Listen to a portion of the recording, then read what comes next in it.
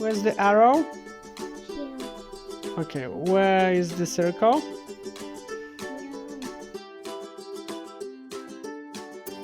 Okay, we need to make a circle. What shape is missing? Half circle.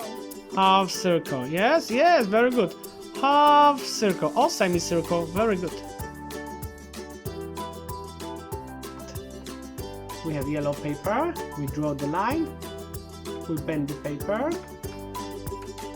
Okay, so what shape do we have? Square. Square? Yes. Okay, square, very good.